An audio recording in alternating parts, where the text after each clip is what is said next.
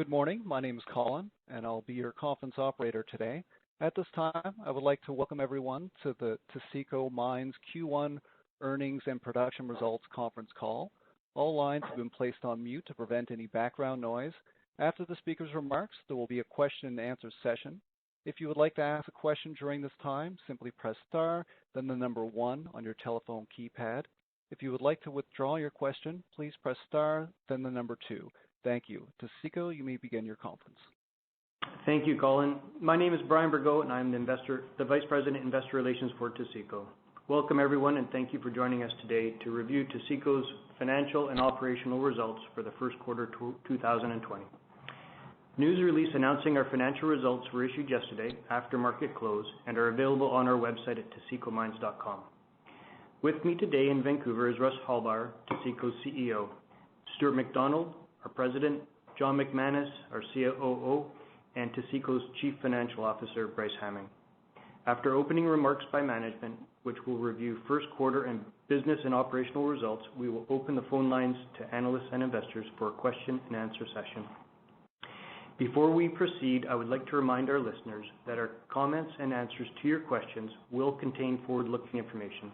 This information by its nature is subject to risks and uncertainties that may cause the stated outcome to differ materially from the actual outcome.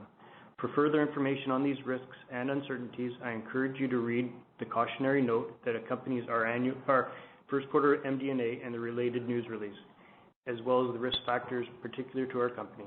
I will now turn the call over to Russ for his remarks. Thank you, Brian.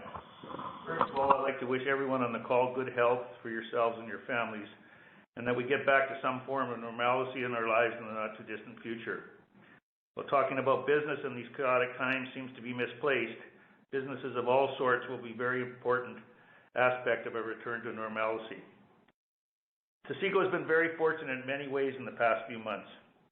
First, our Gibraltar mine is a community-based mine. Our employees all sleep in their own beds every night, not confined to a cafeteria and/or a camp.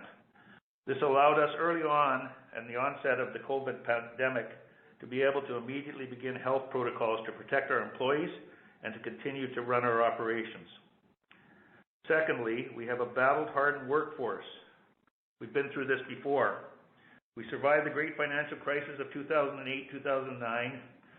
We survived the copper price drop in 2016. And we survived the central BC wildfires 3 years ago. We were on our health protocols at the end of February, well before the government protocols came out. And we've got to this point at this juncture in very sound shape with respect to all that. As we go forward and we get to this point, I think the balance sheet and cost structure we now have in place and going forward illustrates all of that. And Bryce and Stuart will speak about that in a few minutes. With our site costs now anticipated to drop by 40 to 50 cents US going forward, we're in very good shape to weather whatever is thrown at us.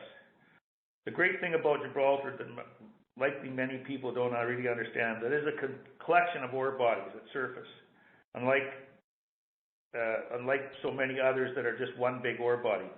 They are all connected at depth, but the pits we are developing all come to surface. So we have the Granite Pit, the Pollyanna Pit, the Connector Pit, the Jeb West Pit, and the Jeb Extension Pit. So it's much different than many other big open pit mines. So when we get into these types of situations we're into right now, we go back to basics. What is ore in the context of the day? What can we do to access and develop quickly new ore releases? And can we provide continuity and consistency of operations year over year going forward? This time, we really focused on the rest of 2020 and out into 21, 22, and 23.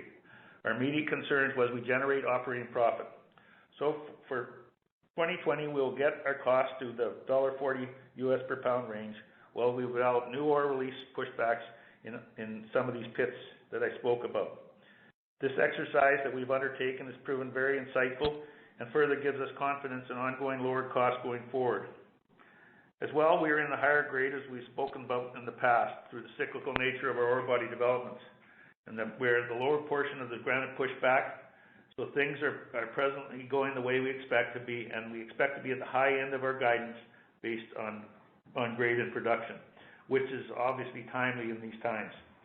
And John can take those questions on the operating side in a few minutes when we get later into the program. I'd like to now turn the call over to Stuart to talk first about the financials.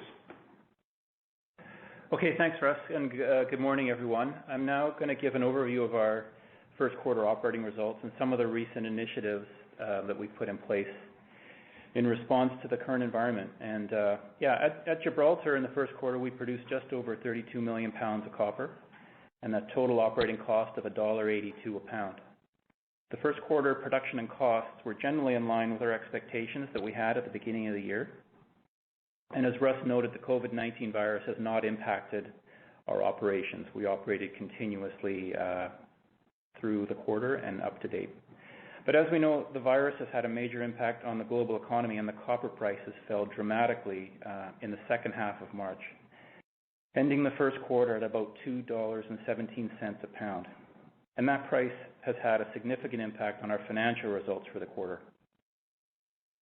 Adjusted EBITDA was $5.3 million, and adjusted net loss was $21.6 million, which is 9 cents a share. Both of those amounts include negative provisional price adjustments of $13.6 million related to the decline in copper price. And some of those provisional adjustments have already reversed in the second quarter with the improving copper price. In late March, we took quick and decisive action to respond to the lower copper price environment. As Russ described, we have a lot of operating flexibility at Gibraltar, and we've made adjustments to our 2020 operating plans, which will reduce costs significantly without impacting the long-term mine plan requirements. We're lowering mining rates, which saves money, as well as deferring major equipment rebuilds where possible, and we're also realizing input cost savings in a number of other areas. Most notable is the diesel prices, which are now 35% lower than the average price last year, which is equivalent to a $10 million annualized saving. The Canadian dollar is also weakened, which benefits us with our Canadian dollar cost structure. We're also expecting higher grades in copper production over the next few quarters, which will further reduce our unit costs. We're reiterating our annual guidance of 130 million pounds of copper, plus or minus 5%. And actually, we now expect to be at the higher end of that range based on the revised plan. Taking into account the cost reduction initiatives and the increased production, we expect total site spending will fall by 40 to 50 cents US per pound for the coming quarters, and that's compared to Q1. That will ensure that Gibraltar maintains a solid operating margin and continues to produce free cash flow. Our cash position remains strong. We ended the quarter with $50 million in treasury, and in April we added $8.5 million to that through a transaction with Taseko Gold Royalties. We've amended our existing silver stream agreement with Taseko to eliminate the delivery price of $2.75 per ounce of silver. So it's a good transaction for us, and we're happy to further develop our relationship with a supportive partner like Taseko. We have a number of other levers available to manage our working capital this year, including opportunities to defer BC Hydro power costs and equipment lease payments. We'll also be receiving additional cash proceeds from our April put options that expire this week. So we're quite comfortable with the balance sheet, and we continue to advance our growth strategy with the near-term focus on development of the Florence Copper Project. The production test facility operated as planned throughout the first quarter. We've been producing copper there for over a year now, and the operating results continue to validate the assumptions in our feasibility study, and also provide valuable operating experience for our team with the in-situ mining process. Permitting for the commercial facility is progressing well with the Arizona State Regulator. We expect a draft aquifer protection permit to be issued in the coming weeks, with a public hearing to follow 30 days later. Discussions are ongoing with potential JV partners, and we believe that the sale of a minority stake in the project could represent a significant portion of the overall financing package for the commercial phase. We're also planning to recommence discussions with lenders in the summer, with the objective of having a committed financing package in place prior to receipt of permits. In the background, we continue to quietly advance our other long-term growth projects, and that includes permitting and First Nations initiatives at both Yellowhead and New Prosperity. and we expect further news on those initiatives in the coming weeks and months. And with that, I'd like to now hand the call over to our CFO, Bryce Hamming. Thanks, Stuart. Good morning. I'd like to cover in further detail the first quarter financial results. The results of our operations this quarter are best seen in our cash flow statement. Despite the dramatic drop in copper prices in the second half of March, we had cash flow from operations of $18 million, and really $21 million if you include the $3 million net proceeds from our copper puts that we purchased in January. This operating cash flow funded our ongoing capital spend at Gibraltar of $15 million and our debt service on equipment loans of $5 million.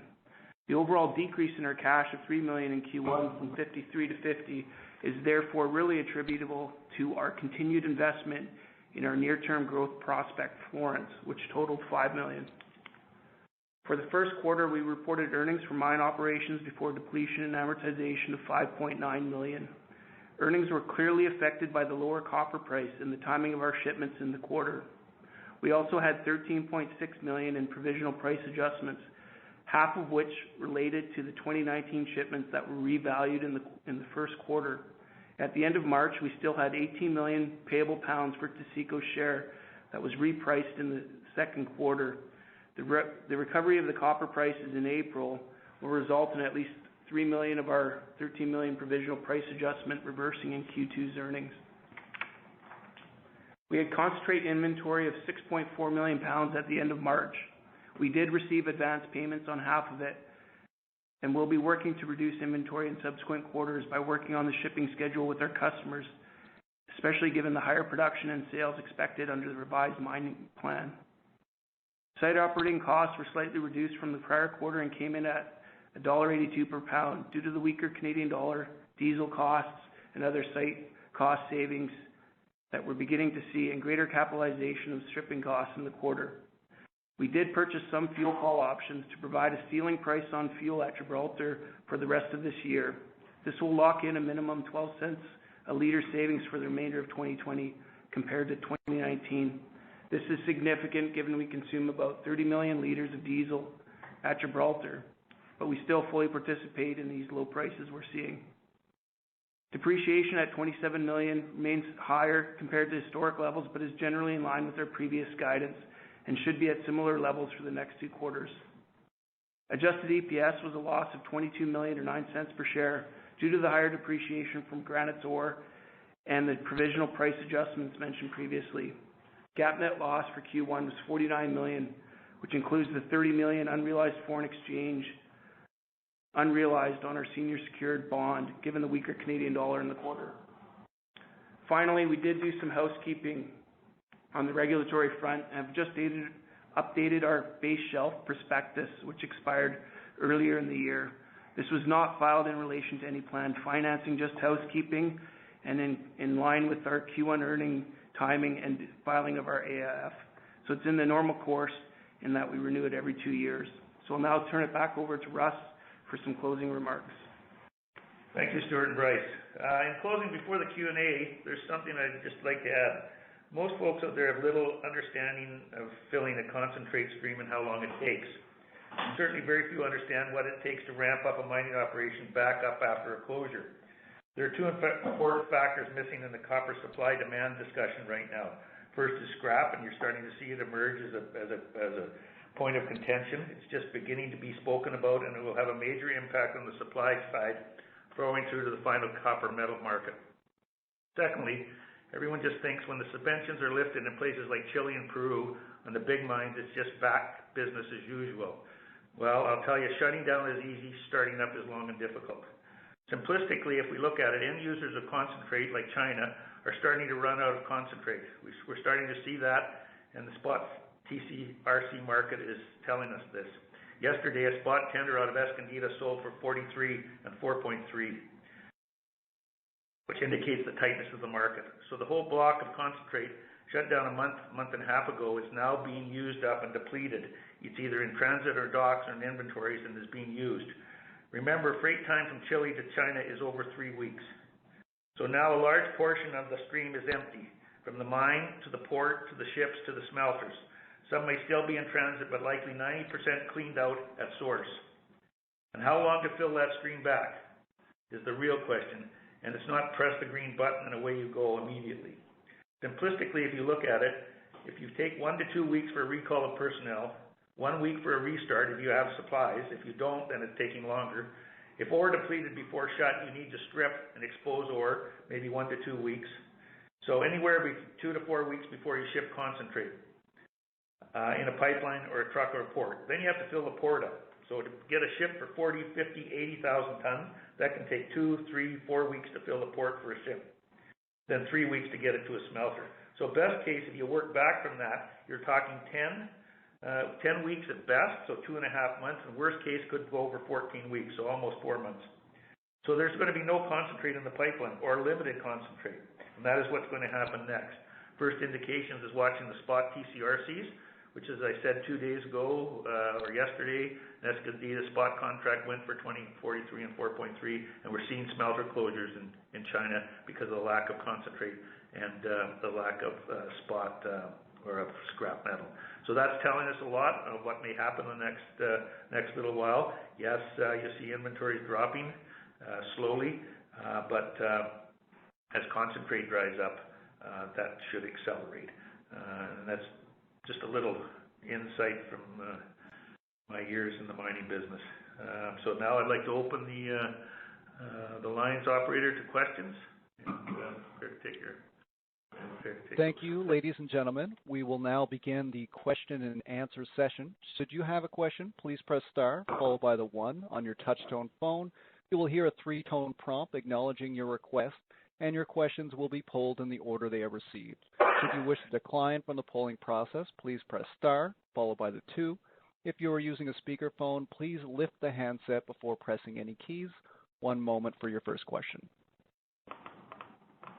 So your first question comes from Craig Hutchinson of TD Bank. Please go ahead.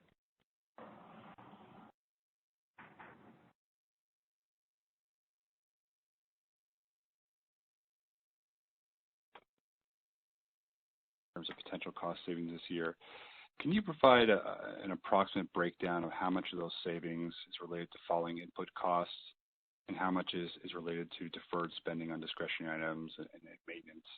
Trying to get a sense in terms of, as we return into better copper prices, how much would it be a bit of a catch-up in terms of cost maybe next year or the year after?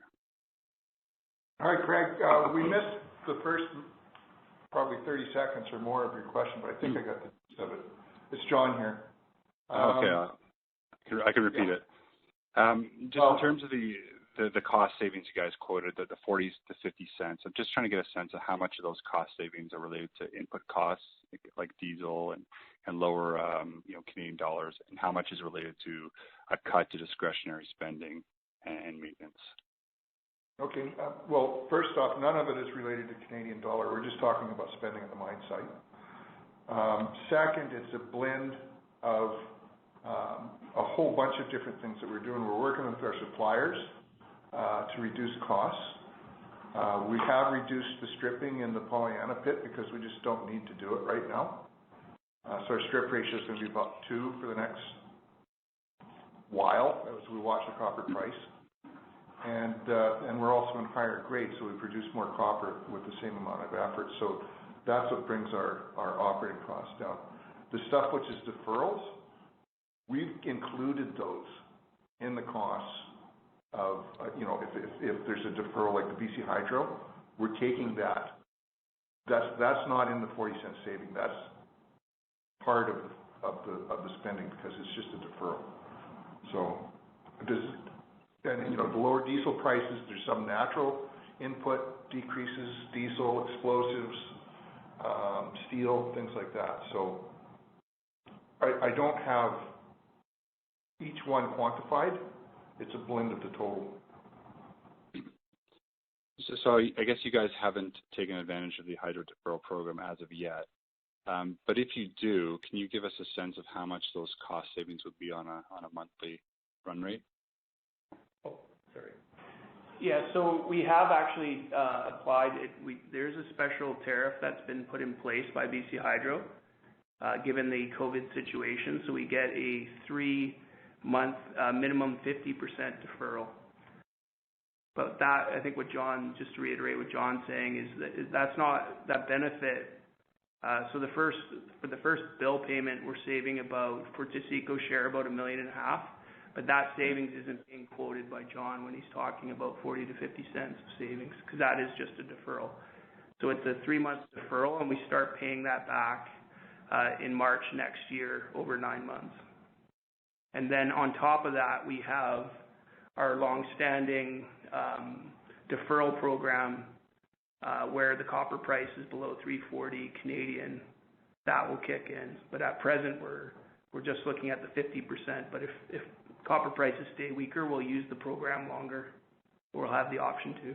That program he's talking about, Craig, was established in 2016 when there was a copper price crunch, and the industry went to government and said, hey, you guys are charging us a lot for hydro, and that program still exists. So there's 2 in place for mining. You there? You guys still there? Yeah. Can you hear me? Yeah, you cut out. I mean, it could be my phone. I guess everyone's working from home these days. Maybe if I could, just one last question. If you guys structure a deal, I know you're working on a potential minority sale for Florence. If you were to do a deal, would you look to use some of those proceeds at the corporate level, at the parent level, or would it all be for future spending at Florence itself?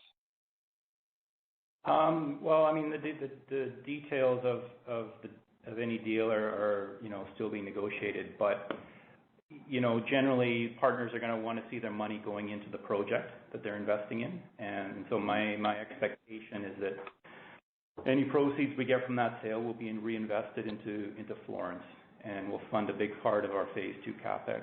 I mean, they could also potentially fund some PTF operations in the nearer term, but those are relatively small dollars anyway. But no, generally speaking, we don't expect big proceeds to be brought to the corporate level, because we don't really need proceeds at the corporate level. We're pretty comfortable with the balance sheet that we have and the operating margins that we have at Gibraltar. So that's basically where we stand today. Okay, thanks guys. Thanks for taking my questions. Thanks, Craig. Your next question comes from Edward Montgomery from Canaccord. Please go ahead. Thank you. I just had a quick question in relation to the Florence project in terms of just upcoming news flow. I know, Stuart, in your release you mentioned the environmental permitting and everything. I know you mentioned on the call, but any bit more colour on that and how things are being impacted in the current markets, or anything to articulate on that front, please? Yeah, just the question was for a bit more color on the permitting process in Florence, and I think, I think on the Arizona state side, they're moving expeditiously. They're moving on a pretty clear timeline. Draft permit should be coming in the next few weeks. Yes. Yeah, there'll then be a public hearing. I don't know, John, if you have anything to add on. So there's 2 permits that we need. One is from the state, and that's the Aquifer Protection Permit, and the other is from the U.S. Environmental Protection Agency. That's called an Underground Injection Certificate.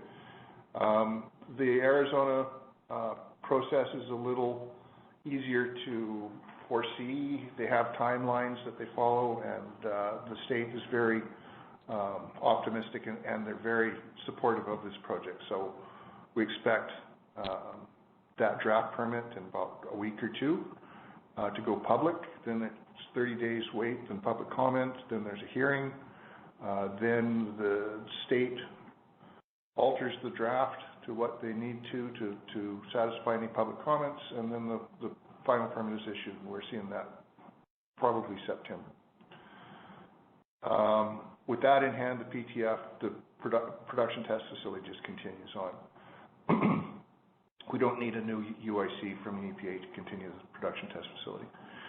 The EPA is a little more complicated and a little more not as good see-through on how long things take, but we're working very closely with the EPA in San Francisco, and they're very attuned to the project. They're also supportive, but they've got a process to go through. We see that coming. It could be by the end of this year, but again, it's a little harder to predict. Okay, understood. Thank you. Okay. Your next question comes from Yuan Lo from Shore Capital. Please go ahead. Hi. I'm not sure whether I missed any of this because I had some interference on my line. Could you go a little bit more into the mine plan? I think you said the stripping is going to be down to about 2 for the next few quarters, and that you are into higher grades. Are you intentionally targeting higher grade parts of the ore body? Will the stripping have to be caught up at some point? And could you also talk to us about iron and recovery for the next few quarters? Thanks. Okay, that's a lot of questions in one question. So, as Russ mentioned, we've got a great deal of flexibility at Gibraltar because we have a number of different working phases. So, in a normal course, we put all of our equipment to work and set ourselves up to maintain as much flexibility as possible, which gives us the opportunity to do what we're doing right now, is reduce the mining rate. What that does is we reduce the mining rate in the high strip ratio area, and we actually accelerate the mining rate in the lower strip ratio area, which is the granite pit. Most of our ore will come out of there for the next while, till the end of the year, and it is higher grade than what we would have gotten from the Pollyanna pit in the same time. Not a lot, but enough to push us towards the high end of the guidance. We also, by accelerating the granite pit, gives us an opportunity to move water from the Gibraltar pit into the granite pit, because it'll be done sooner, and then we can develop into the Gibraltar pit. And that's really the key to what we've been able to do here, so that we've got out to 2023, we see no effect on production from Gibraltar and continued lower costs. We also don't have to move the crusher, which was scheduled to be moved in 2022. So that's a big capital expenditure that we can push out for a few more years. Iron ore, or iron in the ore, if you get a high iron content, you have to try and depress that to maintain your concentrate grade. And when you do that, you end up losing a bit of the copper too, so your recovery goes down. Does that help? Oh yes, I was just wondering what the levels of iron you will be seeing in this revised mine plan. Will we see recoveries back up to the usual level, more usual levels for the next few quarters, or will they remain at quarter one's level? In this portion of the granite pit, the iron is higher than normal. It's not a lot higher, but it's enough that it gives us some issues. In the flotation process, we are working with different reagents to get a better response, so I wouldn't say that we expect to see the recoveries down. And actually, with the grade going up, the recoveries go up naturally too. So I think we'll be more normal recovery for the foreseeable future. That's great. Thank you very much. Yeah.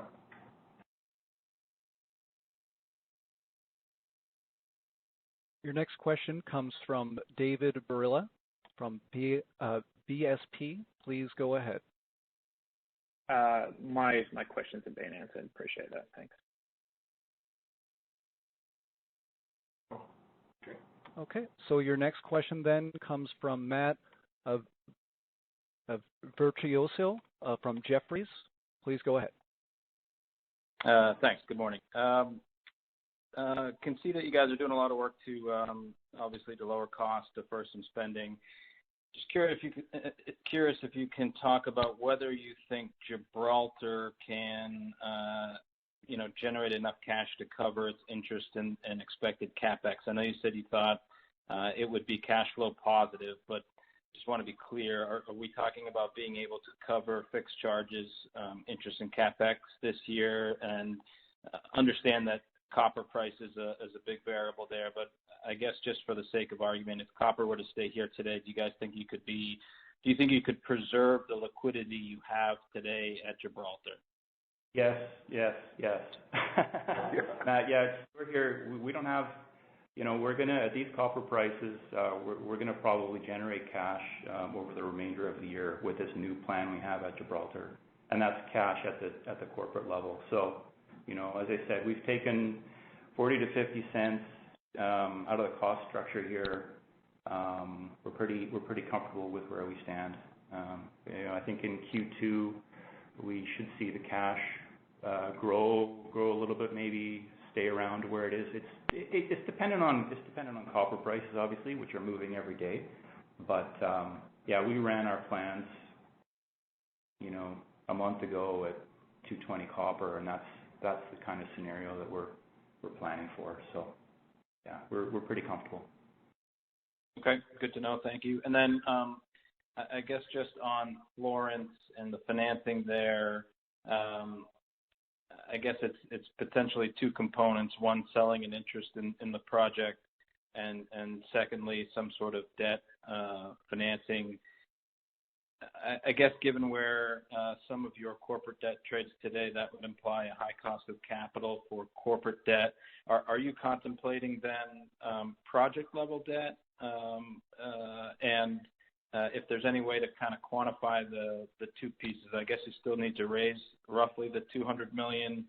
Is that mostly a JV stake sale and maybe a small amount of debt? And then again, just where might that debt sit?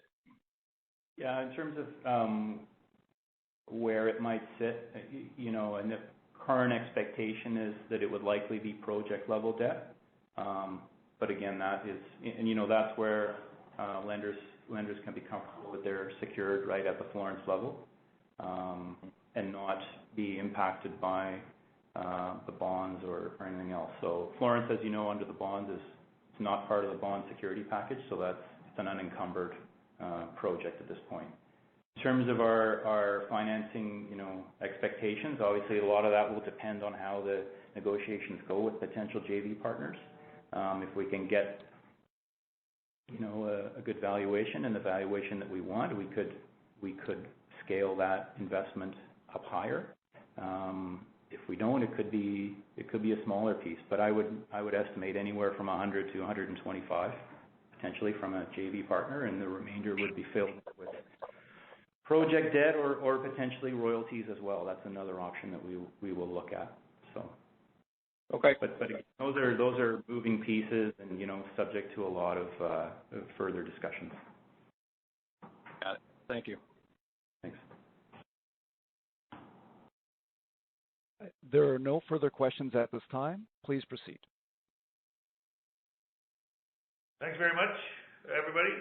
Have a good summer, and we'll talk to you soon. Bye.